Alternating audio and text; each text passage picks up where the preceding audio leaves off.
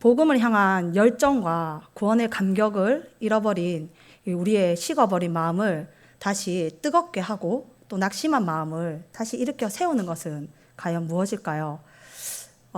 오늘 우리 본문 엠마오로 가는 두 제자를 만나러 오신 그 예수님의 모습에서 그 해답을 찾아보려고 합니다.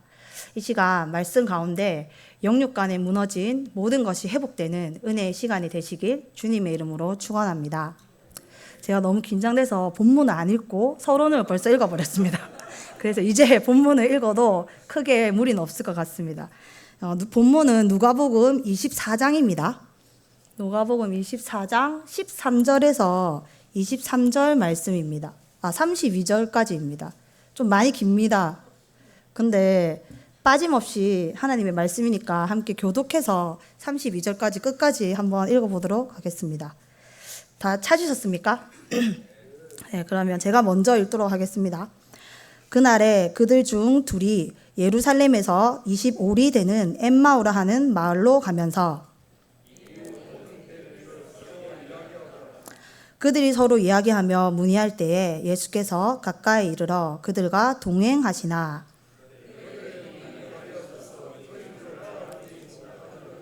예수께서 이르시되 너희가 길 가면서 서로 주고받고 하는 이야기가 무엇이냐 하시니 두 사람이 슬픈 빛을 띠고 머물러 서더라.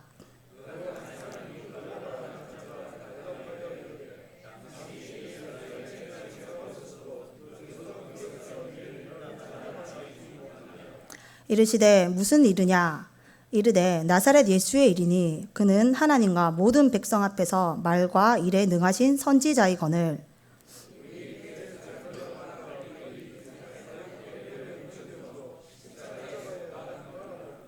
우리는 이 사람이 이스라엘을 속량할 자라고 바랐노라. 이뿐 아니라 이 일이 일어난 지가 사흘째요.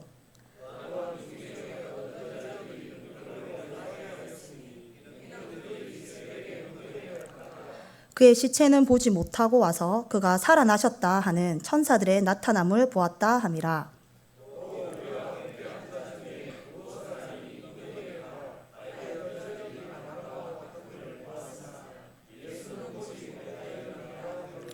이르시되 미련하고 선지자들이 말한 모든 것을 마음에 더디 믿는 자들이여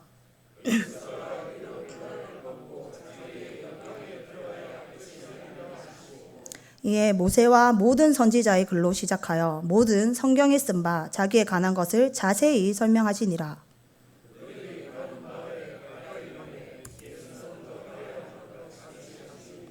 그들이 관건하여 이르되 우리와 함께 유하사이다. 때가 저물어 가고 날이 이미 기울었나이다 하니 이에 그들과 함께 유하러 들어가시니라.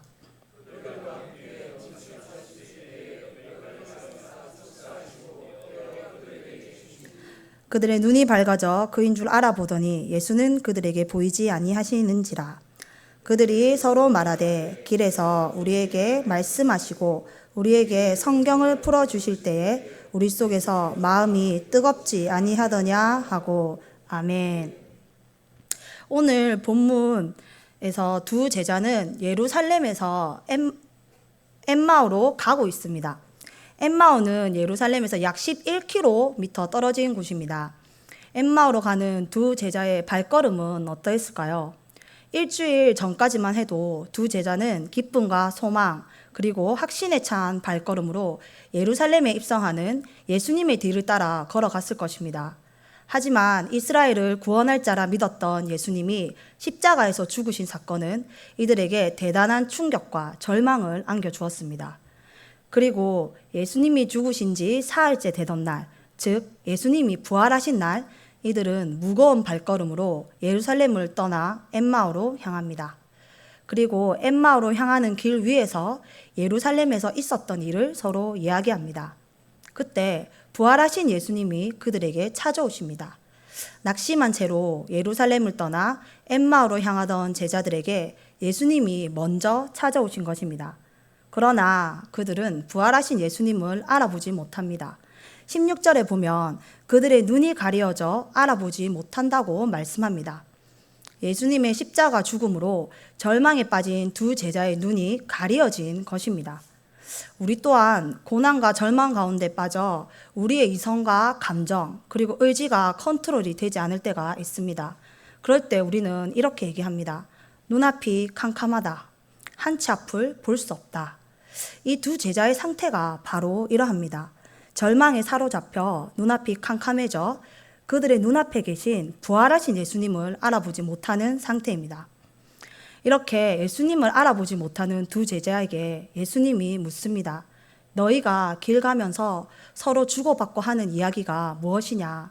너희들 지금 무슨 얘기하고 있니? 라고 물어보십니다. 그러자 두 사람은 슬픈 빛을 띠며 예수님의 십자가와 부활 사건을 이야기합니다. 말씀을 살펴보면 그들은 예수님이 선지자라는 것과 종교 지도자들에게 의해서 십자가에 못 박히셨다는 사실을 알고 있습니다. 그리고 천사들이 전해준 부활의 소식까지 알고 있습니다. 하지만 그들은 여전히 낙심하고 있었습니다. 왜 그럴까요? 주님이 가르쳐준 말씀보다 자신들이 보고 있는 현실에 더 사로잡혀 있었기 때문입니다.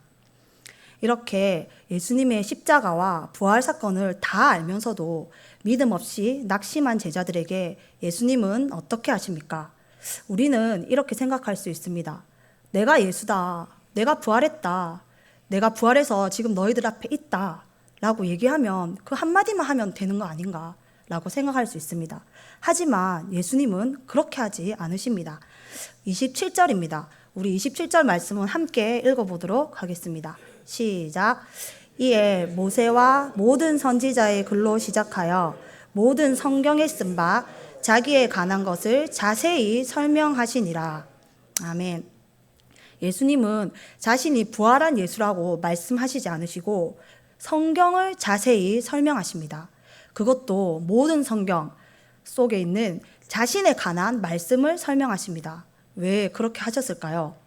제자들은 예수님의 죽음을 직접 보았습니다. 그리고 절망했습니다. 사흘 후에는 천사들이 전해준 부활의 소식도 들었습니다. 비어있는 무덤도 확인했습니다. 그러나 그것이 그들에게 부활의 믿음을 만들어주지는 못했습니다. 빈 무덤도 천사들의 증언도 제자들에게 부활의 믿음을 주지는 못했습니다. 그러나 예수님께서 성경을 자세히 풀어주실 때 놀라운 일이 일어났습니다. 32절 말씀입니다. 우리 함께 읽어보도록 하겠습니다. 시작. 그들이 서로 말하되 길에서 우리에게 말씀하시고 우리에게 성경을 풀어주실 때에 우리 속에서 마음이 뜨겁지 아니하더냐. 아멘. 여기서 뜨겁다는 말은 불타오른다는 의미입니다. 이와 같은 표현을 예레미야 선지자가 말한 적이 있습니다. 하나님의 말씀을 전하지 않으면 내 마음에 불이 붙는 것 같아서 견딜 수가 없다라고 고백한 그 예레미야의 선지자의 고백과 같은 표현입니다. 절망과 낙심 가운데 있던 제자들의 마음을 다시 뜨겁게 하고 부활의 믿음을 일으킨 것은 다른 것이 아니라 바로 말씀이었습니다. 예수님에 관한 성경 말씀이 풀어질 때 믿음이 일어나고 소망이 살아났습니다. 절망 가운데 있던 제자들의 마음이 다시 뜨겁게 불타올랐습니다. 우리 또한 교회 안에는 있지만 현실의 무게에 눌려서 영적인 눈이 어두워져 버릴 때가 있습니다. 예배의 자리에 앉아 있지만 살아계신 주님을 바라보지 못할 때가 있습니다. 그럴 때 우리는 어떻게 해야 합니까? 바로 다름 아닌 하나님의 말씀을 붙들어야 합니다. 저는 오늘 말씀을 묵상하면서 창세기 1장 1절에서 2절 말씀이 떠올랐습니다. 우리 함께 한번 읽어볼까요? 시작. 태초에 하나님이 천지를 창조하시니라. 땅이 혼돈하고 공허하며 흑암이 깊음 위에 있고 하나님의 영은 수면 위를 운행하시니라. 아멘. 이 말씀은 처음 하나님께서 천지를 창조하신 그 직후의 땅의 모습입니다. 그 땅의 모습은 혼돈하고 공허하며 흑암 가운데 있다고 기록되어져 있습니다. 이 모습은 마치 하나님의 말씀 없이 살아가는 우리의 인생과 같습니다. 말씀을 잃어버리고 살아가는 인생은 혼돈에 빠집니다. 말씀 없이 살아가는 인생은 허무와 공허함이 몰려옵니다. 그리고 한치 앞도 볼 수 없는 눈앞이 캄캄한 흑암 가운데 놓이게 됩니다. 이렇게 혼돈과 공허, 흑암으로 가득한 땅을 하나님은 다른 어떤 것이 아니라 말씀으로 다스리십니다. 하나님이 말씀하시자 혼돈 가운데 질서가 생겼습니다. 공허함 가운데 생명의 충만함이 생겨났습니다. 그리고 어둠 가운데 빛이 생겨났습니다. 사랑하는 성도 여러분, 우리 인생 가운데 하나님의 말씀이 임하면 혼돈과 혼란 가운데 질서와 중심이 생겨납니다. 인생의 공허와 허무 가운데 성령의 충만함과 생기가 생겨납니다. 그리고 눈앞이 캄캄한 인생의 어둠과 흑암 가운데 말씀의 빛이 비치면 무엇을 해야 할지, 어디로 가야 할지를 알게 됩니다. 주의 말씀이 내 발의 등이고 또 내 길의 빛이 되십니다. 아멘이십니까? 사랑하는 성도 여러분, 살아있는 하나님의 말씀을 붙드십시오. 풀은 마르고 꽃은 시드나 주의 말씀은 영원합니다. 이 세상 사라질 것에 소망을 두지 마시고 오직 영원하신 하나님의 말씀에 소망을 두고 그 말씀에 생명을 거십시오. 그 말씀에 인생을 거십시오. 예수님을 만나 모든 사람은 운명이 바뀌었습니다. 예수님이 말씀하시자 눈먼 자는 눈을 떴습니다. 안전뱅이는 일어났습니다. 걸었습니다. 뛰기도 하고 하나님을 찬양하기도 했습니다. 그리고 예수님을 만난 죽은 나사로는 살아났습니다. 우리의 운명을 바꾸고 삶을 바꾸는 것은 살아있는 말씀을 붙들고 기도하는 것입니다. 그런 성도님들이 되시길 주님의 이름으로 축원합니다. 예수님의 말씀을 듣고 마음이 뜨거워진 제자들은 어디로 향합니까? 그들의 마음의 뜨거움만 경험하고 다시 엠마오로 걸어갔나요? 아니면 그들의 방향이 바뀌었나요? 33절에 보면 곧 그때로 일어나 예루살렘으로 돌아가 보니 라고 기록되어 있습니다. 그들의 발걸음이 엠마오에서 예루살렘으로 옮겨졌습니다. 조금도 지체하지 않고 곧바로 예루살렘으로 돌아갑니다. 그들은 단순히 말씀의 감동과 위로만 받은 것이 아닙니다. 삶의 방향이 완전히 바뀌었습니다. 예루살렘은 어떤 곳입니까? 하나님의 약속과 소명이 있는 땅입니다. 그들이 엠마오에서 예루살렘으로 발걸음을 옮긴 것은 하나님이 주신 사명의 자리로 돌아간 것입니다. 우리 또한 현실의 상황에 짓눌려 낙심하면 하나님의 말씀과 약속을 잊어버릴 때가 있습니다. 예배의 자리와 기도의 자리를 떠나 이전의 삶으로 돌아갈 때가 있습니다. 그러나 하나님은 자신이 택한 백성을 절대 그냥 내버려 두지 않습니다. 엠마오로 가던 두 제자를 찾아오신 것처럼 찾아오십니다. 찾아오셔서 낙심한 마음을 일으켜 주시고 다시 말씀의 자리, 기도의 자리, 사명의 자리로 이끄십니다. 아멘이십니까? 그런데 그들이 다시 돌아가려고 했던 예루살렘은 아주 위험한 곳이었습니다. 예수님을 죽인 종교 지도자들이 여전히 있었고요. 또 예수님의 부활, 즉 빈무덤 사건으로 인해서 흉흉한 소문이 돌고 있었습니다. 그럼에도 그들은 조금도 주저하지 않았습니다. 어떻게 그럴 수 있었을까요? 누가복음 24장 49절에서는 이렇게 말씀하고 있습니다. 제가 읽어드리겠습니다. 볼지어다 내가 내 아버지께서 약속하신 것을 너희에게 보내리니 너희는 위로부터 능력으로 입혀질 때까지 이 성에 머물라. 아멘. 주님께서 약속하신 위로부터 오는 능력은 무엇입니까? 바로 성령입니다. 엠마오로 가던 제자들의 마음을 열어 성경을 깨닫게 하신 분도 성령님이십니다. 그들의 발걸음을 예루살렘으로 돌이키고 두려움에 떨던 제자들을 복음의 증인으로 세운 것은 바로 성령의 역사였습니다. 모든 성경은 하나님의 감동, 성령으로 쓰여졌습니다. 그렇기에 우리는 성령님이 말씀 가운데 역사할 수 있도록 기도해야 합니다. 성령님께서 역사하시지 않으시면 지금 이 설교 또한 단지 성경의 지식을 전달하는 것에 불과합니다. 성령께서 역사하시지 않는 설교는 사람의 머리를 채울 수는 있어도 그 마음을 뜨겁게 할 수는 없습니다. 하지만 성령께서 말씀 가운데 역사하시면 말씀이 살아서 우리의 영과 혼과 간절과 골수를 찔러 쪼갭니다. 우리의 모든 생각과 마음을 사로잡아 하나님께로 이끕니다. 우리의 삶의 방향을 바꾸고 인생과 운명을 바꾸는 역사가 일어나게 됩니다. 우리가 읽지 않았지만 누가복음 24장 마지막에서 누가는 사도행전을 예고합니다. 사도행전 1장 8절에서 누가는 예루살렘에서 시작된 복음이 성령의 능력을 힘입어 땅끝까지 전파된다고 말합니다. 그리고 오순절 마가의 다락방에 모인 제자들에게 바람처럼 불처럼 성령이 임하십니다. 성령의 능력을 힘입은 제자들은 더 이상 두려움에 떨며 숨어있지 않았습니다. 담대히 세상에 나아가 복음을 전합니다. 엠마오로 가던 두 제자가 조금도 주저함도 없이 예루살렘으로 돌아간 것처럼 성령의 역사는 절망을 소망으로 바꾸고 두려움을 믿음으로 바꾸었습니다. 사도행전 1장 8절 말씀입니다. 오직 성령이 너에게 임하시면 너희가 권능을 받고 예루살렘과 유대와 사마리아와 땅끝까지 이르러 내 증인이 되리라. 아멘. 오직 성령이 너에게 임하시면이라고 말씀하십니다. 오직 성령입니다. 다른 게 없다는 것입니다. 예수님이 십자가에서 죽으시고 부활하신 것은 바로 우리에게 성령을 보내주시기 위함입니다. 그러하기에 우리는 날마다 성령의 충만함을 간구해야 합니다. 사랑하는 성도 여러분, 더 큰 은혜를 사모하십시오. 그리고 성령의 역사하심을 제한하지 마십시오. 우리의 하나님은 전능하시고 무한하신 하나님이십니다. 구하는 자에게 주시는 은혜의 하나님이십니다. 말씀의 자리에 오셔서 마음의 위로를 받고 내 머리를 공감하는 그 지적 동의 수준의 깨달음에 그치지 마십시오. 우리의 전 인격이 살아계신 하나님의 말씀 앞에 굴복되어지고 복종되어지는 성령의 역사를 경험하게 해달라고 기도하십시오.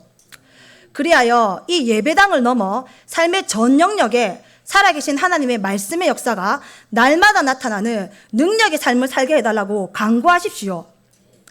이제 이거 하나만 더 말씀드리고 말씀을 마무리하도록 하겠습니다. 사랑하는 성도 여러분, 하나님의 복 받고 싶으시죠? 저도 받고 싶습니다. 우리에게 하나님이 주신 복은 그러면 과연 무엇일까요?